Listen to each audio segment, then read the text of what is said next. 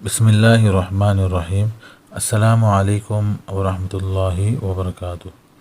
آج ہمارا درس موضوع پر مسح کرنے پر ہے۔ موضوع کا مسح یعنی وضو کا چوتھا فرض دونوں پیروں کا ٹخنوں سمیت ایک مرتبہ دھونا ہے، لیکن اگر کوئی شخص طہارت کاملہ پر موزے پہن لے تو وقت حدث سے مقیم کو 1 رات دن اور مسافر کو 3 رات دن تک موزوں کو نکال کر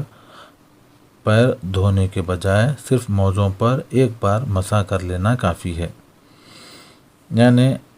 پیر دھونے کا فرض ادا ہو جائے گا جبکہ شرائط مسح کے موافق مسح کیا ہو،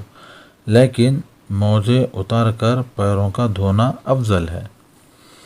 اور موزے ایسے ہو جس میں پیر کے ٹخنے چھپ جائیں، خواہ چمڑے کے ہو یا کسی ایسی چیز کے جو دبیز یعنی موٹی ہو اور پانی میں اثر نہ کرے، اور ضروری بات جن کو پہن کر آدمی عادت کے موافق بے تکلف چل پھر سکتا ہو، اور اگر موزہ پھٹا ہوا ہو اتنا کہ چلنے کی حالت میں پیر کا حصہ بقدر پیر کی 3 چھوٹی انگلیوں کے کھل جاتا ہو تو اس پر مسح جائز نہیں، اور ہر موزہ کا مسح ہاتھ کی 3 چھوٹی انگلیوں کے برابر موزے کے پشت پر ہونا چاہیے، اور جن چیزوں سے وضو ٹوٹتا ہے ان سے مسح بھی باطل ہو جاتا ہے۔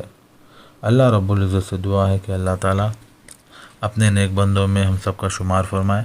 اور ہم جو بول رہے ہیں اس پر عمل کرنے کی توفیق عطا فرمائے۔ جزاک اللہ۔ السلام علیکم ورحمۃ اللہ وبرکاتہ۔